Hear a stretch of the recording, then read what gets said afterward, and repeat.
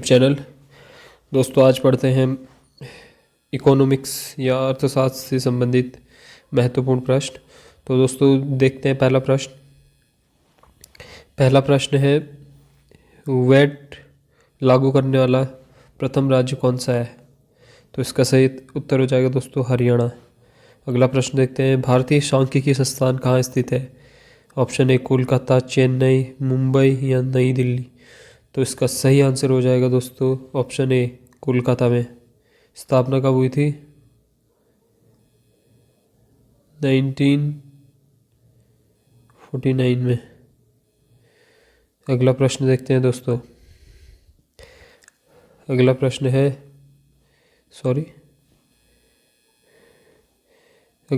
दोस्तों, राष्ट्रीय आय समिति ने अपनी पहली रिपोर्ट कब पेश की थी? तो राष्ट्रीय आय समिति ने अपनी पहली रिपोर्ट पेश की थी दोस्तों 1951 में। अगले प्रश्न की ओर बढ़ते हैं। दोस्तों, नीति का पूरा नाम है। तो इसका सही आंसर हो जाएगा दोस्तों national institution for transforming India. तो इसका ऑप्शन सी सही आंसर हो जाएगा। राष्ट्रीय आय का आकलन प्रथम बार कब किया गया? इसका सही उत्तर हो जाएगा दोस्तों, राष्ट्रीय आय का प्रथम बार आकलन किया गया था ऑप्शन नंबर डी 1868 में।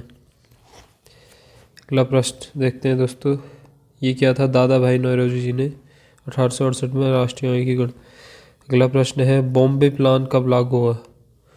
तो इसका सही उत्तर हो जाएगा दोस्तों, बॉम्बे प्लान लागू हुआ था ऑप्शन नंबर सी 1944 को। अगले प्रश्न की ओर बढ़ते हैं दोस्तों, भारत में बजट पद्धति का संस्थापक एवं जन्मदाता किसे माना जाता है? तो ऑप्शन नंबर सी है इसका भी सही आंसर, जेम्स विल्सन को। अगले प्रश्न की ओर देखते हैं दोस्तों।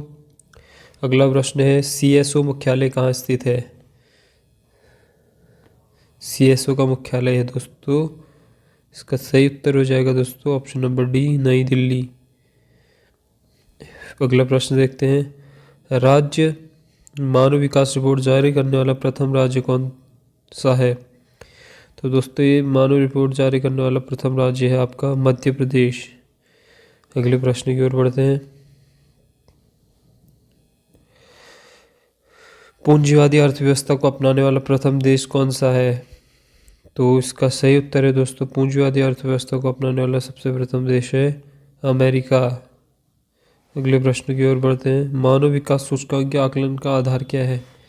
तो इसका सही उत्तर है जो दोस्तों उपयुक्त सही हो जाएगा। इसका सही आंसर 11 का जीवन प्रत्याशा, शिक्षा का स्तर और प्रति व्यक्ति आय।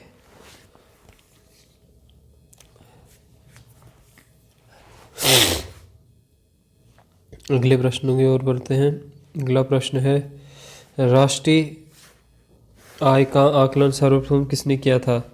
तो दोस्तों सर्वप्रथम क्या था राष्ट्रीय आय का आकलन? तो वो थे दादा भाई नौरोजी।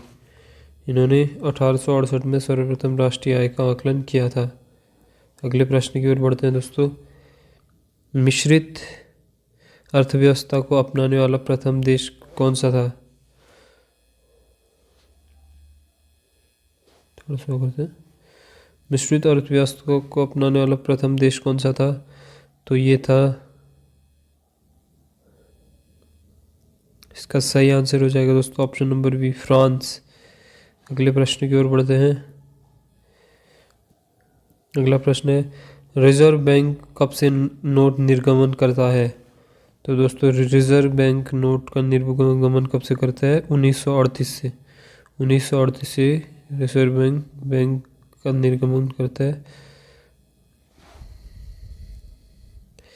अगला प्रश्न है, रिजर्व बैंक का प्रथम गवर्नर कौन थे? तो इसका सही आंसर हो जाएगा दोस्तों ऑसबॉर्न स्मिथ। अगला प्रश्न है, विश्व में सर्वप्रथम परिवार नियोजन अपनाने वाला देश है? तो सबसे पहले परिवार नियोजन अपनाने वाला देश कौन सा है विश्व का? भारत। अपना देश भारत। अगला प्रश्न है दोस्तों, बैंक नोट जारी करने वाला प्रथम देश है? तो इसका सही उत्तर हो जाएगा दोस्तों, बैंक का नोट जारी करने वाला प्रथम देश कौन सा है? स्वीडन। इसका सही आंसर हो जाएगा स्वीडन। अगले प्रश्नों की ओर बढ़ते हैं। अगला प्रश्न है, स्वतंत्र भारत में प्रथम रेल बजट कब पेश किया गया था? तो स्वतंत्र भारत में सबसे पहला रेल बजट कब प्रस्तुत किया गया दोस्तों? 1947 को। 1947 में प्रथम रेल बजट पेश किया गया था। अगला प्रश्न देखते हैं, भारत में सर्वप्रथम राष्ट्रीय मानव विकास रिपोर्ट कब जारी की गई थी? तो इसका सही उत्तर हो जाएगा दोस्तों ऑप्शन नंबर ए, सन 2002 में भारत में सर्वप्रथम मानव विकास रिपोर्ट जारी की गई थी। अगले प्रश्नों की ओर चलते हैं भाई लोग। अगला प्रश्न है, भारत का प्रथम बैंक कौन सा था? पंजाब नेशनल बैंक, भारतीय स्टेट बैंक, हिंदुस्तान बैंक या बैंक ऑफ इंडिया? तो इसका सही उत्तर हो जाएगा दोस्तों हिंदुस्तान बैंक। अगले प्रश्नों की ओर बढ़ते हैं दोस्तों। अगला प्रश्न है, बोकारो इस्पात कारखाना किस पंचवर्षीय योजना में स्थापित हुआ? तो दोस्तों ये बोकारो कारखाना किस पंचवर्षीय में स्थापित हुआ? तो ये हुआ है दोस्तों ऑप्शन नंबर डी, तीसरी पंचवर्षीय योजना में के तहत बोकारो का इस्पात कारखाना स्थापित हुआ है।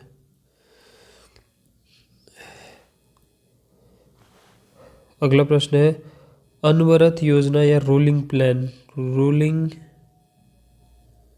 प्लान तो का दूसरा नाम, अच्छा इसका दूसरा नाम पूछ गया तो इसका दूसरा नाम है रोलिंग प्लान। अगला प्रश्न है दोस्तों, भारत में सरकारी बैंक का स्तर किस प्रकार है? भारत में सरकारी बैंक का स्तर किस प्रकार है? तो भारत में सरकारी बैंक का स्तर है त्रिस्तरीय। भारत में किस प्रकार के सरकारी बैंक है? त्रिस्तरीय है दोस्तों। अगले प्रश्न की ओर बढ़ते हैं, नोटों एवं सिक्कों पर कब से अशोक स्तंभ अंकित होने लगा?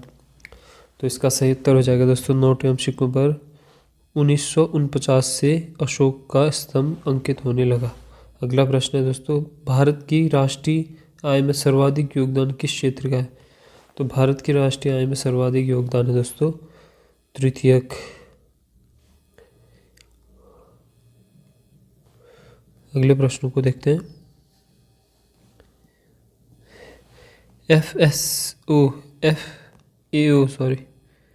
FAO की स्थापना कब हुई?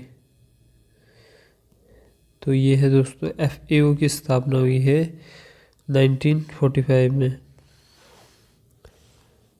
अगला प्रश्न है, किस पंचवर्षीय योजना के तहत सिंदरी उर्वरक कारखाना की स्थापना हुई? तो ये किस पंचवर्षीय योजना के तहत हुई? तो ये हुई है दोस्तों ऑप्शन नंबर डी, प्रथम पंचवर्षीय योजना के तहत सिंदरी उर्वरक कारखाना की स्थापना। अगला प्रश्न है, भारत में सर्वप्रथम मुद्रा का प्रचलन कब हुआ? तो दोस्तों भारत में सर्वप्रथम मुद्रा का प्रचलन हुआ 1806 में। अगला प्रश्न है दोस्तों, भारतीय मानक ब्यूरो का मुख्यालय कहाँ है? मुंबई में है, नई दिल्ली में है, कोलकाता में है या पटना में है? तो भारतीय मानक ब्यूरो का मुख्यालय कहाँ है? नई दिल्ली में। अगला प्रश्न है, किस पंचवर्षीय योजना के तहत निर्धनता को पूर्णतः समाप्त करने का लक्ष्य रखा गया? तो इसका सही आंसर हो जाएगा दोस्तों ऑप्शन नंबर 8वीं पंचवर्षीय योजना के तहत निर्धनता को पूर्ण तरह समाप्त करने का लक्ष्य रखा गया था। अगला प्रश्न है दोस्तों, किसने मिश्रित अर्थव्यवस्था को दोहरी अर्थव्यवस्था कहा है? तो ये मिश्रित अर्थव्यवस्था को दोहरी अर्थव्यवस्था किसने कहा है? तो इसका सही आंसर हो जाएगा दोस्तों प्रोफेसर हैंसन ने कहा है मिश्रित अर्थव्यवस्था को दोहरी अर्थव्यवस्था। अगला प्रश्न है, जनसंख्या वृद्धि की दृष्टि से जनसंख्या का महाविभाजक वर्ष।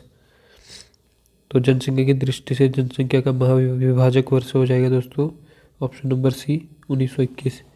किसान विकास पत्र योजना कब शुरू हुई? तो इसका सही आंसर हो जाएगा दोस्तों ऑप्शन नंबर डी 1988 में किसान विकास पत्र योजना की शुरुआत हुई। अगला प्रश्न है, न्यूनतम साक्षरता वाला केंद्र शासित प्रदेश कौन सा है? तो न्यूनतम साक्षरता वाला केंद्र शासित प्रदेश है दोस्तों ऑप्शन नंबर ए दादरा एवं नागर हवेली। दादरा एवं नगर हवेली न्यूनतम साक्षरता वाला केंद्र शासित प्रदेश है। अगले प्रश्न की ओर देखते हैं दोस्तों। अगला प्रश्न है, यूरो किस देश की मुद्रा है? तो दोस्तों यूरो है हमारे जो भी यूरोपियन कंट्रीज की है वो है, इनमें से तो हो जाएगा ऑस्ट्रिया की। अगला प्रश्न है, भारत में न्यूनतम मजदूरी अधिनियम कब पारित हुआ?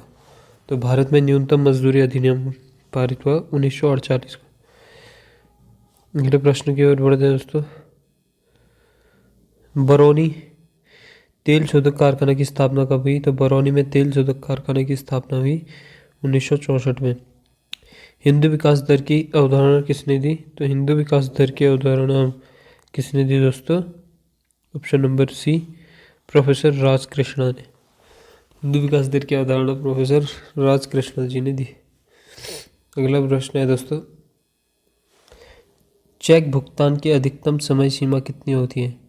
तो दोस्तों चेक भुगतान की अधिकतम समय सीमा होती है 3 महीने।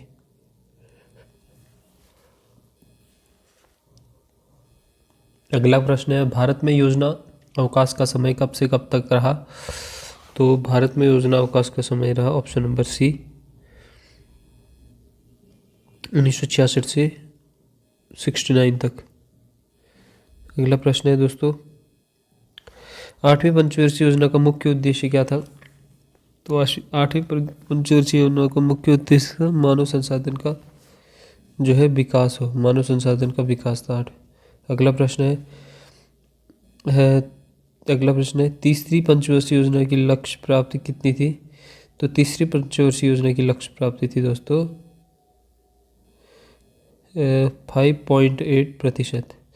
अगले प्रश्न की ओर बढ़ते हैं, भारत में नियोजित आर्थिक विकास का शुभारंभ कब हुआ?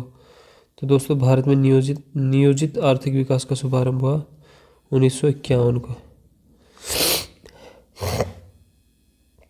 अगले प्रश्नों की ओर बढ़ते हैं, 5वीं पंचवर्षीय योजना का प्रारूप किसने तैयार किया था? तो 5वीं पंचवर्षीय योजना का आरोप तैयार किया था डीपी धर ने। किसने किया था? डीपी धर। अगले प्रश्न की ओर बढ़ते हैं, अप्रत्यक्ष कर सुधार हेतु कौन सी समिति गठित की गई थी?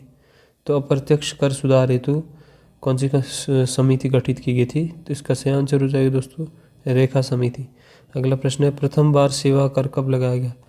तो प्रथम बार सेवा कर लगाया गया था 1994-95 को। 1994-95 को प्रथम बार सेवा कर लगाया गया था। अगले प्रश्नों की ओर बढ़ते हैं दोस्तों। अगला प्रश्न है, राष्ट्रीय सेवा योजना समिति की स्थापना कब हुई थी? तो राष्ट्रीय सेवा योजना की समिति की स्थापना हुई थी 1938 में। गांधी योजना को किसने तैयार किया था? तो गांधी योजना को तैयार किया था दोस्तों ऑप्शन नंबर डी श्रीमन्ना नारायण ने गांधी योजना को तैयार किया था। 20 सूत्री कार्यक्रम की शुरुआत कब की गई थी? तो 20 सूत्री कार्यक्रम की शुरुआत की गई थी दोस्तों ऑप्शन नंबर बी 1974 से 1975 में। 1974 से 75 में 20 सूत्री कार्यक्रम की योजना की थी, जब हमारे जो प्रधानमंत्री थे वो इंदिरा गांधी जी थे, इंदिरा जी। अगले प्रश्न की ओर बढ़ते हैं दोस्तों। अनवरत जिसको रोलिंग प्लान भी कहते हैं योजना के प्रतिपादक कौन थे? तो इसका सही आंसर हो जाएगा दोस्तों अनवरत योजना के प्रतिपादक थे रेगनर फ्रिश होगा इसका आंसर, रेगनर फ्रिश है। अगले प्रश्न की ओर बढ़ते हैं, भारतीय खाद्य निगम की स्थापना कब हुई थी? तो भारतीय खाद्य निगम की स्थापना हुई थी दोस्तों 1965 में, 1965। अगले प्रश्न की ओर बढ़ते हैं दोस्तों। तो अगला प्रश्न हो जाएगा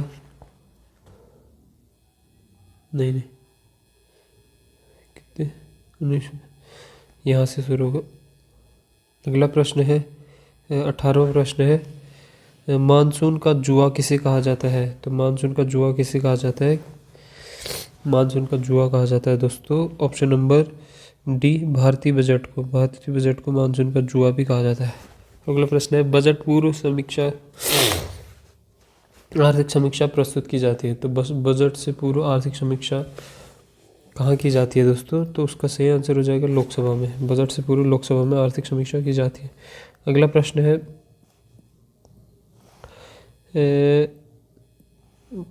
भारतीय लघु विकास बैंक की स्थापना कब हुई? तो भारतीय लघु विकास बैंक की स्थापना हुई थी 1990 को। इसका सही आंसर हो जाएगा ऑप्शन नंबर सी, मीरा सेठ समिति से संबंध किससे है? तो मीरा सेठ समिति का संबंध है दोस्तों ऑप्शन नंबर डी हथकरघा से।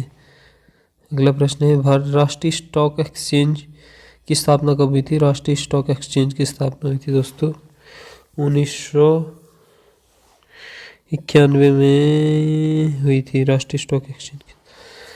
अगला प्रश्न देखते हैं, बंद अर्थव्यवस्था का क्या तात्पर्य है?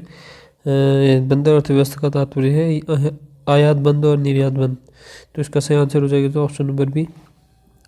कानूनी मुद्रा किसे कहा जाता है? कानूनी मुद्रा कहा जाता है, कानूनी मुद्रा किसे कहा जाता है दोस्तों? इसका सही उत्तर हो जाएगा option number A, flat money को कानूनी मुद्रा कहा जाता है। अगला सही प्रश्न देखते हैं, गिल्ट एंड बाजार का संबंध किससे? तो गिल्ट एंड बाजार का संबंध है दोस्तों ऑप्शन नंबर डी, ए और बी और सी दोनों से, सोना चांदी और सरकारी प्रतिभूतियों से। तो सोना चांदी और सरकारी प्रतिभूतियों से संबंध है गिल्ट एंड बाजार का।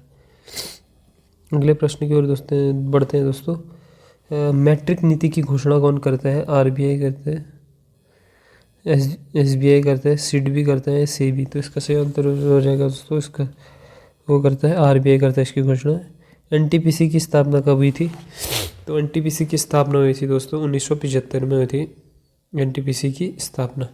अगला प्रश्न की ओर बढ़ते हैं दोस्तों, कृषि वस्तुओं की गुणवत्ता को कौन प्रदर्शित करता है? तो कृषि वस्तुओं की गुणवत्ता को कौन वो करता है? तो इसका सही आंसर हो जाएगा दोस्तों एगमार्क। मिश्रित अर्थव्यवस्था का प्रारंभ कब से हुआ था? तो मिश्रित अर्थव्यवस्था का प्रारंभ हुआ था दोस्तों भारत में 1948 से हो गया था मिश्रित अर्थव्यवस्था का प्रारंभ।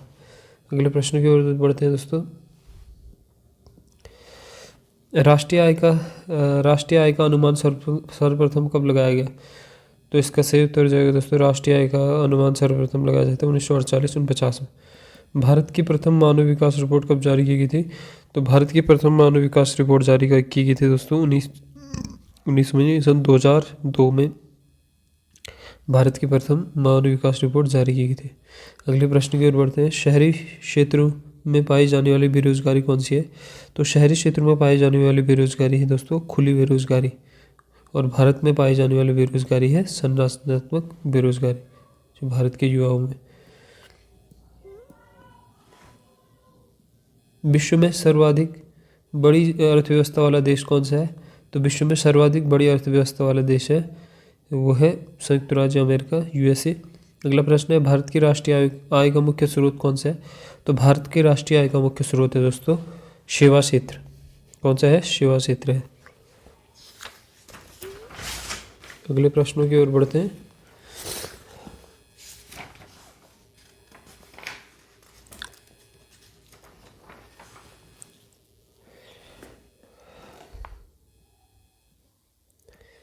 अगले प्रश्नों की ओर बढ़ते हैं दोस्तों, भारत का सबसे बड़ा उद्योग है, भारत का सबसे बड़ा उद्योग क्या है? सूती वस्त्र उद्योग है। इसका सही आंसर हो जाएगा ऑप्शन नंबर ए। अगला प्रश्न देखते हैं, सुंदर राजन समिति का संबंध किससे है? सुंदर राजन समिति का संबंध है दोस्तों ऑप्शन नंबर ए, पेट्रोलियम से सुंदर राजन समिति का संबंध है। अगला प्रश्न है, पहला राज्य वित्त निगम कब स्थापित हुआ? पहला राज्य वित्त निगम स्थापित हुआ 1953 को, 53 में पहला राज्य वित्त निगम।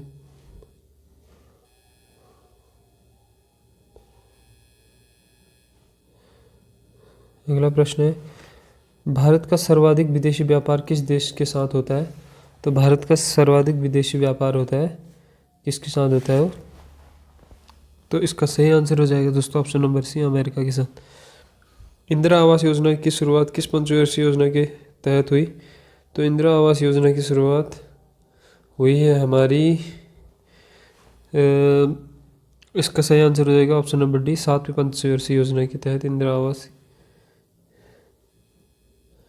अगला प्रश्न है, भारत का केंद्रीय बैंक कौन सा है? भारत का केंद्रीय बैंक है दोस्तों भारतीय रिजर्व बैंक। अगला प्रश्न है पूर्णतः प्रथम भारतीय बैंक माना जाता है, पूर्णतः प्रथम भारतीय बैंक माना जाता है, इसका सही आंसर हो जाएगा दोस्तों पंजाब नेशनल बैंक। केंद्रीय जांच समिति कब स्थापित हुई? तो केंद्रीय जांच समिति हुई है दोस्तों स्थापित, इसकी स्थापना हुई है 1931 में। 14 बड़े व्यापारिक बैंकों का राष्ट्रीयकरण कब हुआ? तो इसका राष्ट्रीयकरण हुआ दोस्तों 22 जुलाई 1969 को हुआ था, नहीं 19 जुलाई 1969 को। अगला सही प्रश्न देखते हैं, भारत में बैंकों के राष्ट्रीयकरण की सिफारिश किस समिति ने की? तो भारत में बैंकों के राष्ट्रीयकरण की सिफारिश की थी हजारी समिति ने भारत में बैंकों के राष्ट्रीयकरण की सिफारिश की थी। इंपीरियल बैंक की स्थापना कब हुई? इंपीरियल बैंक की स्थापना कब हुई दोस्तों? इंपीरियल बैंक की स्थापना हुई थी 1921 में। अगला प्रश्न है इंपीरियल बैंक को कब आंशिक रूप से राष्ट्रीयकरण करके स्टेट बैंक ऑफ इंडिया कर दिया गया? तो इसका सही आंसर हो जाएगा दोस्तों इसको राष्ट्रीयकरण कर 1955 में किया गया था इसका राष्ट्रीयकरण, ऑप्शन नंबर सी इसका सही आंसर हो जाएगा। अगला प्रश्न देखते हैं, आरबीआई का वित्तीय वर्ष कब से प्रारंभ होता है? तो आरबीआई का वित्तीय वर्ष होता है दोस्तों जुलाई से 1 जुलाई से 30 जून तक। अगला प्रश्न देखते हैं दोस्तों, 6 बड़े व्यापारिक बैंकों का राष्ट्रीयकरण कब किया गया था? 6 बड़े व्यापारिक बैंकों का राष्ट्रीयकरण किया गया 1980 में। 14वें का ऑप्शन नंबर डी हो जाएगा दोस्तों।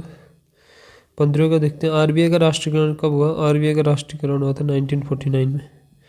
अगले प्रश्नों की ओर बढ़ते हैं दोस्तों, भारत का पहला लौह इस्पात कारखाना कहाँ स्थापित हुआ था?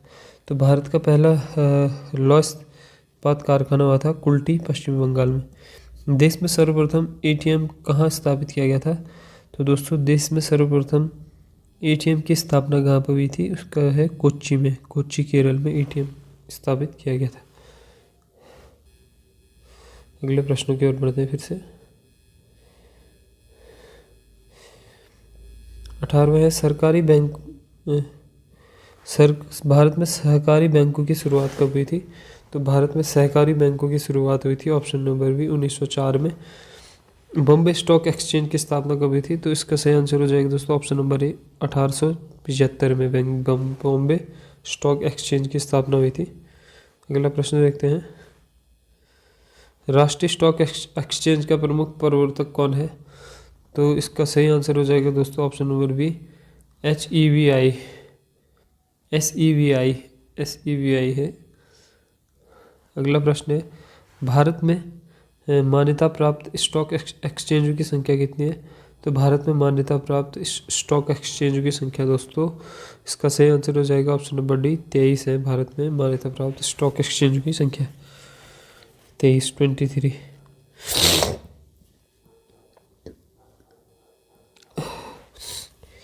दोस्तों विश्वव्यापी मंदी कब आई? तो इसका सही आंसर हो जाएगा ऑप्शन नंबर सी 1929 में।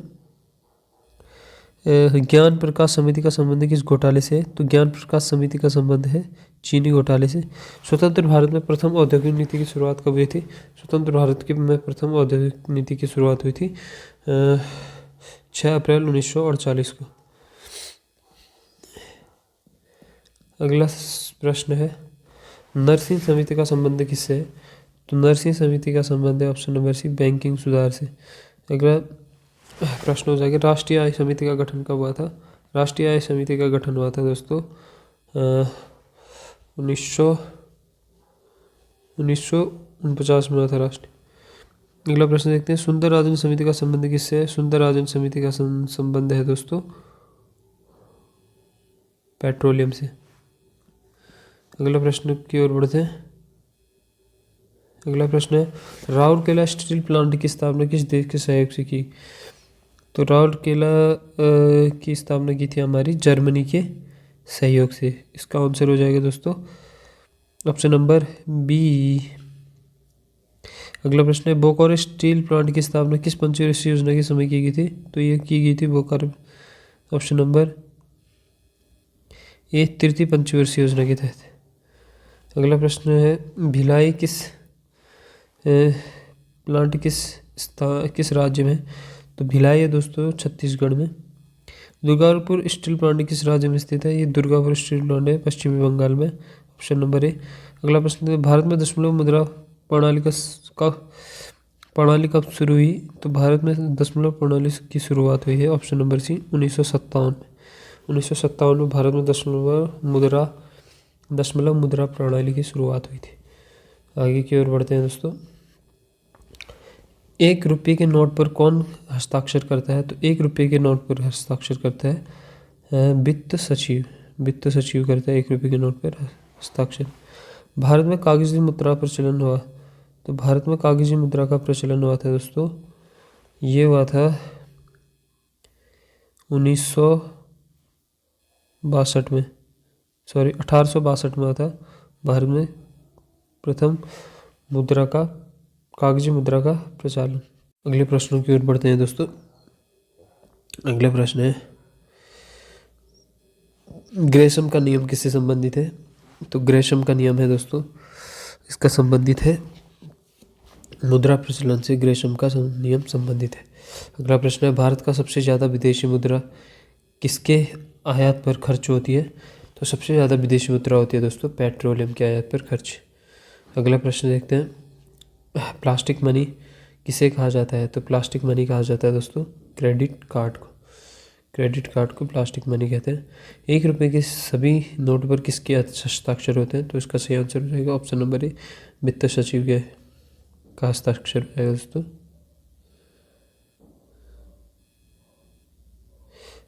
1 रुपये से अधिक सभी में बोला है, 1 रुपये से अधिक सभी नोटों पर किसके हस्ताक्षर होंगे? तो ये होंगे आरबीआई के गवर्नर के। अगला प्रश्न देखते हैं, भारतीय रुपये का नया प्रतीक चिन्ह किसने डिजाइन किया था? तो भारतीय रुपये का नया जो प्रतीक था वो डिजाइन किया था डॉक्टर उदय कुमार ने। अगला प्रश्न देखते हैं दोस्तों, मुद्रास्फीति में किसको लाभ होता है? तो मुद्रास्फीति में लाभ होता है दोस्तों ऋणी व्यक्ति को लाभ होता है मुद्रास्फीति के समय। अगले प्रश्नों की ओर बढ़ते हैं। 8वीं पंचवर्षीय योजना का लक्ष्य कितना था? तो 8वीं पंचवर्षीय योजना का लक्ष्य था दोस्तों ऑप्शन नंबर ए 5.6%। अगला प्रश्न देखते हैं, किस पंचवर्षीय योजना में नाबार्ड की स्थापना हुई थी? 6ठी पंचवर्षीय योजना में 1982 में शिवरमन समिति की अनुशंसा पर हुई थी नाबार्ड की स्थापना, जिसका मुख्यालय मुंबई में। भारत में सर्वप्रथम हरित क्रांति किस राज्य में आई? तो भारत में सर्वप्रथम हरित क्रांति आई थी दोस्तों ऑप्शन नंबर ए पंजाब में। अगला प्रश्न देखते हैं, भारतीय स्टेट बैंक की स्थापना कब हुई थी? भारतीय स्टेट बैंक की स्थापना हुई थी 1 जुलाई 1955 को। अगला प्रश्न देखते हैं, हरित क्रांति के समय भारत के कृषि मंत्री कौन थे? तो हरित क्रांति के समय भारत के कृषि मंत्री थे दोस्तों CS सुब्रमण्यम थे। अगला प्रश्न है, राष्ट्रीय कृषि बीमा योजना कब शुरू की गई थी? तो राष्ट्रीय कृषि बीमा योजना शुरू की थी 1999 से 2000। अगला प्रश्न देखते हैं, बादामी क्रांति का संबंध किस क्रांति से है? तो दोस्तों बादामी क्रांति का संबंध है दोस्तों मसाला से। अगला प्रश्न देखते हैं, मनरेगा की शुरुआत कब हुई थी? तो मनरेगा की शुरुआत हुई थी दोस्तों 2 अक्टूबर सन 2009 से 14 में कटी। अगला प्रश्न हो जाएगा दोस्तों, आरबीआई केंद्र एवं राज्य सरकार को कितने दिनों तक का ऋण प्रदान करता है? तो आरबीआई करता है दोस्तों 90 दिन तक के लिए केंद्र और राज्य सरकार को ऋण प्रदान करता है 90 दिन के लिए। भगवती समिति का संबंध किससे है? भगवती समिति का संबंध है दोस्तों ऑप्शन नंबर सी बेरोजगारी से। अगला प्रश्न देखते हैं, केंद्रीय एगमार्ग प्रयोगशाला कहाँ स्थित है? तो दोस्तों इसका ऑप्शन नंबर ए सही हो जाएगा, नागपुर में केंद्रीय एगमार्ग प्रयोगशाला स्थित है।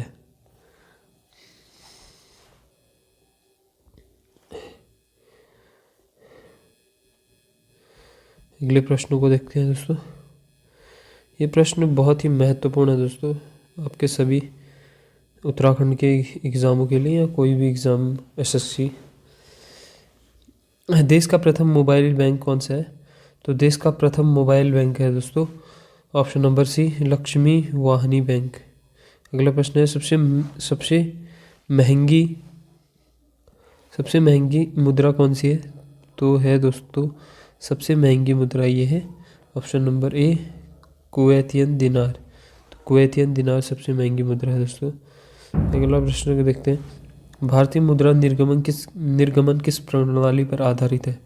तो भारतीय मुद्रा का निर्गमन वो है न्यूनतम कोष प्रणाली पर आधारित है। अगला प्रश्न है, प्रथम पंचवर्षीय योजना किस मॉडल पर आधारित थी? तो ये थी हेराल्ड डोमर मॉडल पर आधारित प्रथम पंचवर्षीय योजना। किस ऑप्शन नंबर सी। अगला प्रश्न देखते हैं, गरीबी हटाओ को नारा किस पंचवर्षीय योजना में दिया गया? तो गरीबी हटाओ को नारा दिया गया था दोस्तों, ये दिया गया था आपका ऑप्शन नंबर सी, 5वीं पंचवर्षीय योजना में। योजनाओं को अंतिम स्वीकृति किसके द्वारा प्रदान की जाती है? तो योजनाओं को अंतिम स्वीकृति प्रदान की जाती है दोस्तों राष्ट्रीय विकास परिषद के द्वारा योजनाओं को अंतिम स्वीकृति दी जाती है, जिसकी स्थापना 1952 में हुई थी।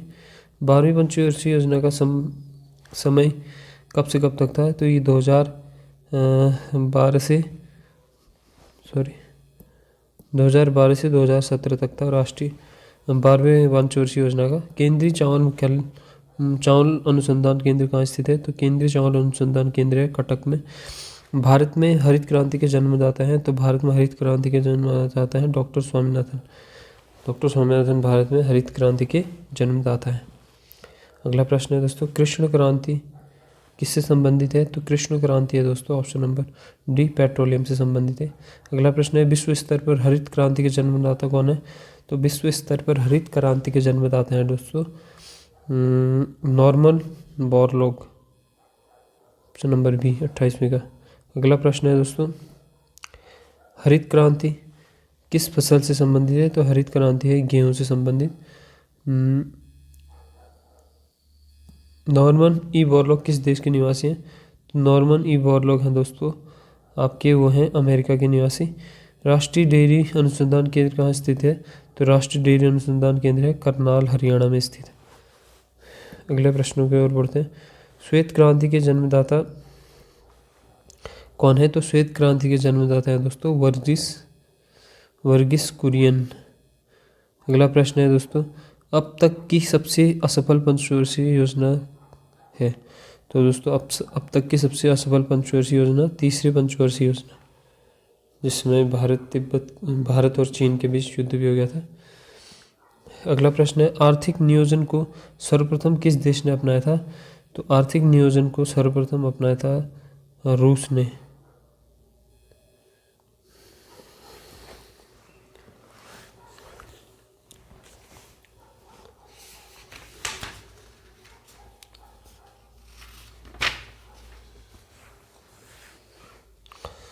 तो आज दोस्तों देखते हैं, आज इतना ही करते हैं आगे।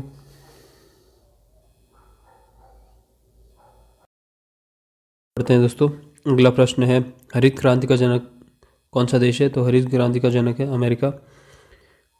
आगे बढ़ते हैं, अगला है, राष्ट्रीय ग्रामीण रोजगार योजना कब शुरू हुआ था? राष्ट्रीय ग्रामीण रोजगार योजना शुरू हुआ था ऑप्शन नंबर ए 1980 में। नाबार्ड की स्थापना कब हुई? तो नाबार्ड की स्थापना हुई 1982 में। अगला प्रश्न देखते हैं, 3 वर्षीय योजना का समय है 3 वर्षीय योजना का समय है दोस्तों 1966 से 69। हरित क्रांति शब्द का प्रयोग किसने किया था? तो हरित क्रांति या ग्रीन रिवॉल्यूशन जो शब्द का प्रयोग किया था उन्होंने वो थे विलियम गॉड। अगला प्रश्न है, मुद्रास्फीति की माप किसके द्वारा की जाती है? तो मुद्रास्फीति की माप की जाती है ऑप्शन नंबर सी, थोक मूल्य सूचकांक के द्वारा मुद्रास्फीति की जो है माप की जाती है। अगला प्रश्न है, 1 वर्ष पूर्व कौन सी पंचवर्षीय योजना समाप्त हुई थी? तो 1 वर्ष पूर्व हुई थी दोस्तों ये थी 5वीं पंचवर्षीय योजना जो 1 वर्ष पूर्व ही समाप्त हो गई थी।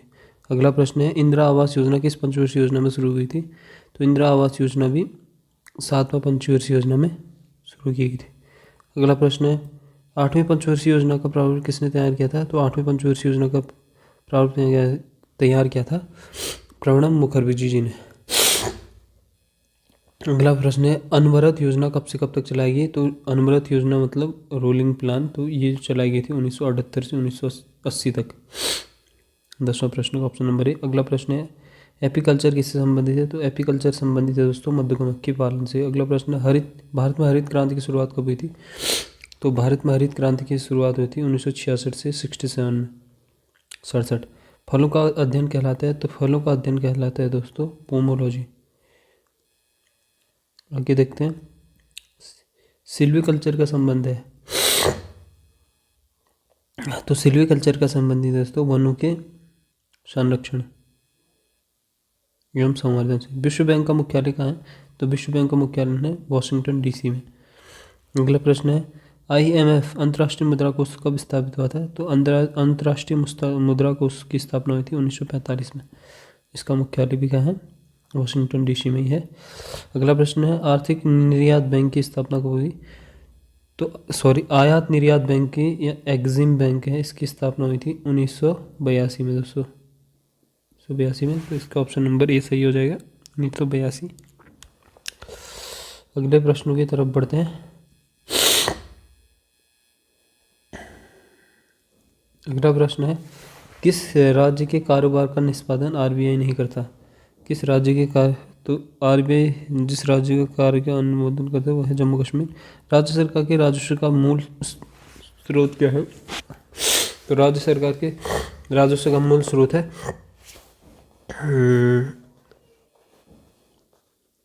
वो है बिक्री कर। ऑप्शन नंबर, अगला प्रश्न देखते हैं। अगला प्रश्न है, भुगतान संतुलन किससे संबंधित है? तो भुगतान संतुलन संबंधित दोस्तों आयात एवं निर्यात के बीच अंतर से संबंधित है। अगला प्रश्न है, अर्थशास्त्र पुस्तक के लेखक कौन है? तो अर्थशास्त्र पुस्तक के लेखक कौन है? कौटिल्य या चाणक्य। अगला प्रश्न है, भारतीय रुपये का अवमूल्यन अब तक कितनी बार हुआ है? तो भारतीय मुद्रा का जो रुपये का अवमूल्यन है अब तक हुआ है, ऑप्शन नंबर सी, 3 बार हो चुका है दोस्तों। अगला प्रश्न है, देश में स्टॉक एक्सचेंज को नियमित कौन करता है? तो देश में स्टॉक एक्सचेंज को नियमित करता है इसमें, इसका सही आंसर हो जाएगा दोस्तों option number B, SEBI। SEBI से CB भी बोलते हैं। अगला प्रश्न है, आर्थिक नियोजन किस सूची का विषय है? तो आर्थिक नियोजन दो है दोस्तों, ये है हमारा समवर्ती सूची का विषय है। राष्ट्रीय विकास परिषद का गठन कब किया गया था?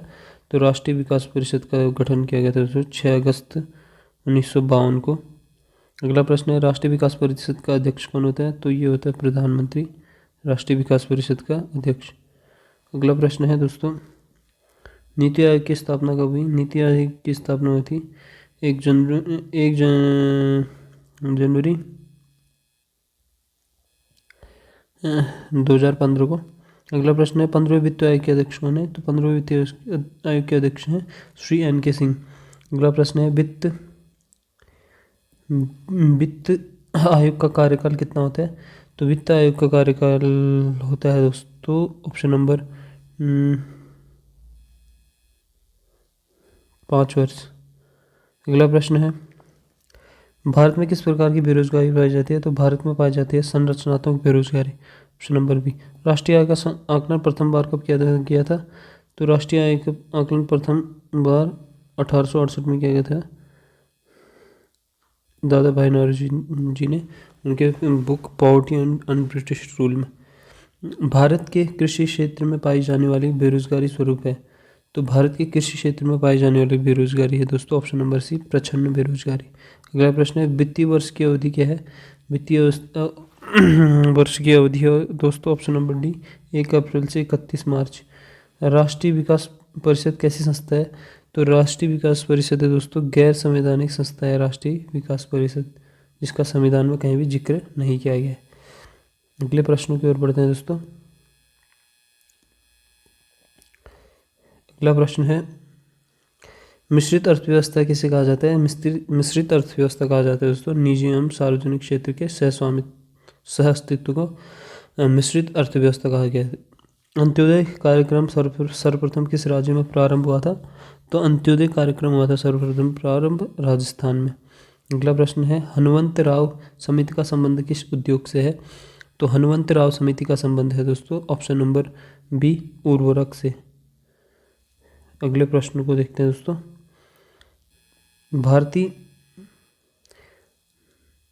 भारतीय मुद्रा किस देश में कानूनी रूप से मान्य है? तो भारतीय मुद्रा जो है ऑप्शन नंबर सी नेपाल में कानूनी रूप से मान्य है।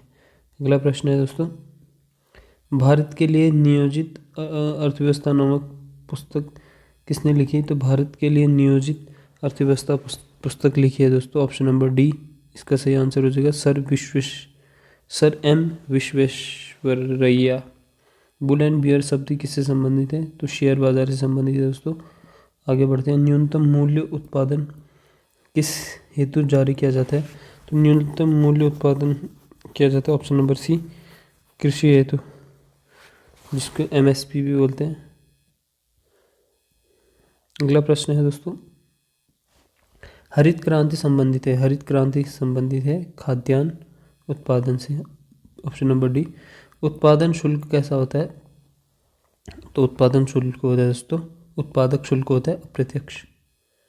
अगला प्रश्न है, भारत में विदेशी मुद्रा का अभिरक्षक कौन है? तो भारत में विदेशी मुद्रा का अभिरक्षक है दोस्तों आरबीआई। अगला प्रश्न है, रियाल किस देश की मुद्रा है? तो रियाल है दोस्तों हमारी ईरान की मुद्रा है। अगला प्रश्न है, द्वितीय पंचवर्षीय योजना में किस पर बल दिया गया है? तो द्वितीय पंचवर्षीय योजना में बल दिया गया है दोस्तों उद्योग पर बल दिया गया था द्वितीय पंचवर्षीय योजना में। अगले प्रश्न की ओर बढ़ते हैं दोस्तों। अगले प्रश्न है, कृषि एवं सिंचाई पर बल किस पंचवर्षीय योजना के तहत किया गया है? तो कृषि एवं सिंचाई पर बल दिया गया है ऑप्शन नंबर बी पहली पंचवर्षीय योजना में कृषि एवं सिंचाई पर बल दिया गया था। अगला प्रश्न है दोस्तों, रैंड किस देश की मुद्रा है? तो रैंड है दोस्तों दक्षिण अफ्रीका की मुद्रा है। सुलभ ऋण किस ब्याज दर वाला ऋण है? तो सुलभ ऋण है दोस्तों निम्न ब्याज दर वाला ऋण है। वन एवं कृषि किस क्षेत्र के अंतर्गत आते हैं? तो वन एवं कृषि आते हैं दोस्तों, प्राथमिक क्षेत्र के अंदर आते हैं वन एवं कृषि। अगले प्रश्न की ओर बढ़ते हैं दोस्तों, भारतीय अर्थव्यवस्था किस प्रकार की है? तो भारतीय अर्थव्यवस्था है दोस्तों विकासशील अर्थव्यवस्था है। अगला प्रश्न देखते हैं, विश्व की सबसे बड़ी अर्थव्यवस्था वाला देश है? तो है अमेरिका। मिश्रित अर्थव्यवस्था अपनाने वाला प्रथम देश है फ्रांस। अगला प्रश्न है, मानव विकास रिपोर्ट जारी करने वाला प्रथम राज्य कौन सा है? तो मानव विकास रिपोर्ट जारी करने वाला प्रथम राज्य है मध्य प्रदेश। अगला प्रश्न है, सीएसओ की स्थापना कब हुई थी? तो सीएसओ की स्थापना हुई थी दोस्तों 12 मई या 2 मई होगा शायद 21 मई का, ऑप्शन नंबर डी 2 मई 1951 को सीएसओ की स्थापना हुई थी, जिसका मुख्यालय है नई दिल्ली में। अगला प्रश्न है दोस्तों, तृतीय विश्व शब्द किस हेतु प्रयुक्त होता है? तो तृतीय विश्व शब्द होता है दोस्तों वो है विकासशील देशों के लिए। अगला प्रश्न है, जीडीपी में सबसे अधिक योगदान देने वाला राज्य है? तो जीडीपी में सबसे अधिक योगदान देने वाला राज्य है दोस्तों महाराष्ट्र। वित्त आयोग के प्रथम अध्यक्ष कौन थे? तो वित्त आयोग के प्रथम अध्यक्ष थे दोस्तों केसी नियोगी जी। केसी नियोगी थे प्रथम अध्यक्ष। अगला प्रश्न है, राष्ट्रीय आय से सबसे अधिक योगदान किस क्षेत्र का होता है? तो राष्ट्रीय आय में सबसे अधिक योगदान होता है सेवा क्षेत्र का। अगला प्रश्न है, प्राथमिक क्षेत्र का संबंध किससे है? तो प्राथमिक क्षेत्र का संबंध है दोस्तों ऑप्शन नंबर डी कृषि से। अगला प्रश्न है, द्वितीय क्षेत्रीय संबंध है? तो द्वितीय क्षेत्र संबंधित है दोस्तों ऑप्शन नंबर डी विनिर्माण से। भारत में बेरोजगारी के आंकड़े कौन तैयार करता है? तो भारत में बेरोजगारी के आंकड़े तैयार करता है दोस्तों इसका सही आंसर हो जाएगा ऑप्शन नंबर ए एनएसएसओ। इसका मुख्यालय है कोलकाता में। अगला प्रश्न है एनएसएसओ कब एनएसएस को कब नाम कब दिया गया? तो एनएसएसओ को एनएसएस शब्द नाम दिया गया था 1970 में। जवाहर रोजगार योजना किसने प्रारंभ किया? तो जवाहर रोजगार योजना प्रारंभ किया था राजीव गांधी ने। अगला प्रश्न है भारतीय स्टेट बैंक का वित्तीय मुख्यालय कहाँ स्थित है? तो दोस्तों भारतीय स्टेट बैंक का वित्तीय मुख्यालय है मुंबई में। अगला प्रश्न है एमआरपी का विस्तारित रूप क्या है? तो इसका है maximum retail price, option number C maximum retail price. Last प्रश्न है आरबीआई का राष्ट्रीयकरण कब किया गया था? तो आरबीआई का राष्ट्रीयकरण किया गया था दोस्तों 1949 में।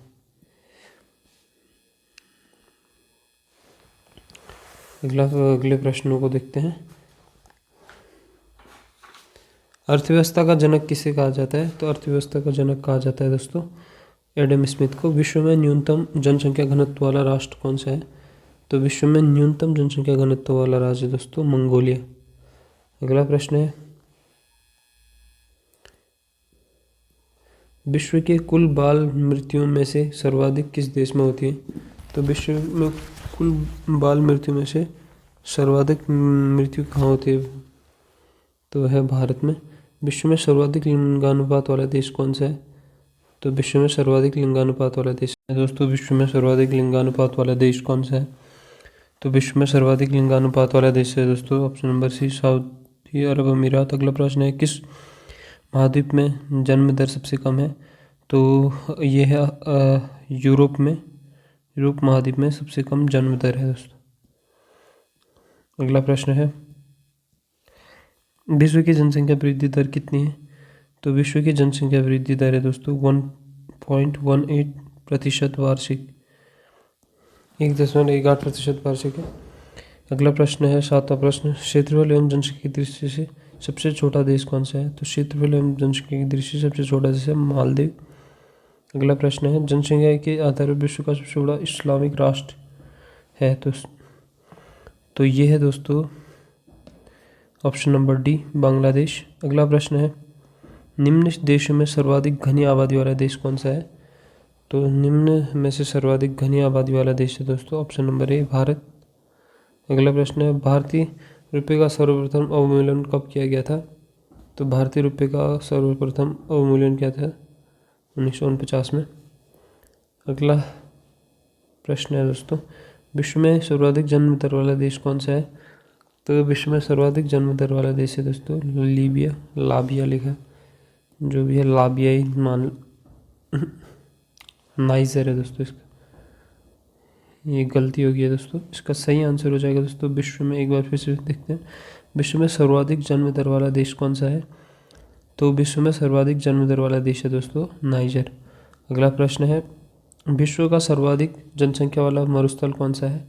तो विश्व का सर्वाधिक जनसंख्या वाला मरुस्थल है दोस्तों थार का मरुस्थल। अगला प्रश्न देखते हैं प्रथम मानव विकास रिपोर्ट यूएनडीपी द्वारा कब जारी किया गया था? तो प्रथम मानव विकास रिपोर्ट यूएनडीपी द्वारा किया गया था 1990 में जारी किया गया था दोस्तों। अगला प्रश्न है भारत का सर्वाधिक नगरीकृत प्रतिशत वाला राज्य कौन सा है? तो भारत में सर्वाधिक नगरीकृत प्रतिशत वाला राज्य है महाराष्ट्र। नहीं महाराष्ट्र नहीं है दोस्तों, इसका सही आंसर होगा गोवा। सर्वाधिक नगरीकृत राज्य है हमारा गोवा। अगला प्रश्न है भारत का सर्वाधिक नगरीय जनसंख्या वाला राज्य कौन सा है?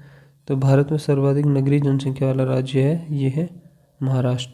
अगला प्रश्न है 16 नगरीकरण की दृष्टि से भारत कैसा है? तो नगरीकरण की दृष्टि से दोस्तों भारत है मध्य निम्न नगरीकृत देश, मध्य निम्न नगरीकृत देश है भारत नगरीकरण की दृष्टि से। अगला प्रश्न है किस केंद्र शासित प्रदेश में न्यूनतम नगरीय जनसंख्या है? तो ये है दोस्तों दमन एवं दीव, लक्षद्वीप में न्यूनतम नगरीय जनसंख्या ऑप्शन नंबर ए लक्षद्वीप में जो केंद्र शासित प्रदेश में सबसे कम नगरीय जनसंख्या है। अगला प्रश्नों की ओर बढ़ते हैं।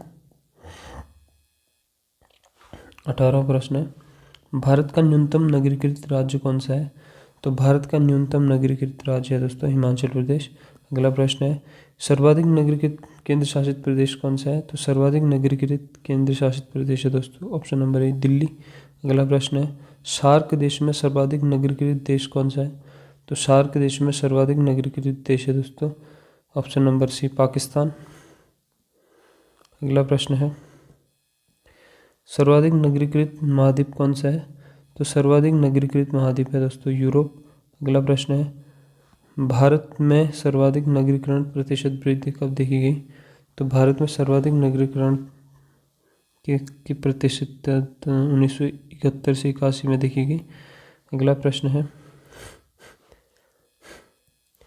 निम्नलिखित राज्यों में 3 सर्वाधिक नगरीकृत राज्यों का सही क्रम है। तो उस 3 सर्वाधिक नगरीकृत राज्यों का सही क्रम है दोस्तों option number B Tamil Nadu, Maharashtra एवं गुजरात। अगला प्रश्न है, वह स्थिति जिसमें वस्तुओं के मूल्य बढ़ते हैं एवं मुद्रा का मूल्य गिरता है, तो उससे बोलते हैं दोस्तों ऑप्शन नंबर ए मुद्रास्फीति।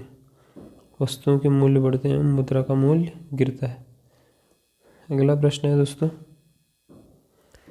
वर्ष 2011 की जनगणना के अनुसार किस राज्य में विकलांगों की संख्या सबसे अधिक है? तो ये है दोस्तों option number A Uttar Pradesh में। अगला प्रश्न है, जनसंख्या में सबसे बड़ा केंद्र शासित प्रदेश कौन सा है? तो जनसंख्या के मामले में सबसे बड़ा केंद्र शासित प्रदेश हो जाएगा हमारा ऑप्शन नंबर डी दिल्ली। अगला प्रश्न है, जनसंख्या की दृष्टि से सबसे छोटा केंद्र शासित प्रदेश है, तो ये है दोस्तों ऑप्शन नंबर डी लक्षद्वीप। अगला प्रश्न है, सर्वाधिक लिंगानुपात वाला राज्य है। सर्वाधिक लिंगानुपात वाला राज्य कौन सा है? केरल। न्यूनतम लिंगानुपात वाला राज्य है। न्यूनतम लिंगानुपात वाला राज्य है दोस्तों हरियाणा। अगले प्रश्नों की ओर बढ़ते हैं दोस्तों, सबसे अधिक लिंगानुपात वाला केंद्र शासित प्रदेश है। तो सबसे अधिक लिंगानुपात वाला केंद्र शासित प्रदेश हो जाएगा दोस्तों हमारा option number B Puducherry. Question number 31, न्यूनतम लिंगानुपात वाला केंद्र शासित प्रदेश है। तो न्यूनतम लिंगानुपात वाला केंद्र शासित प्रदेश है दोस्तों दमन एवं दीव। अगला प्रश्न है, सर्वाधिक शिशु लिंगानुपात वाला राज्य है। तो सर्वाधिक शिशु लिंगानुपात वाला राज्य ऑप्शन नंबर सी अरुणाचल प्रदेश। और सबसे अधिक साक्षरता वाला केंद्र शासित प्रदेश है दोस्तों लक्षद्वीप। तो इसी के साथ दोस्तों अर्थशास्त्र के जो भी महत्वपूर्ण प्रश्न थे वो सब खत्म हो गए हैं। तो अगले इसके बाद करेंगे हम दोस्तों इतिहास के महत्वपूर्ण प्रश्न। तो दोस्तों अगर आपको ये वीडियो कुछ भी हेल्पफुल लगी तो दोस्तों चैनल को सब्सक्राइब कर देना और लाइक शेयर ज़रूर कर देना दोस्तों। जय हिंद।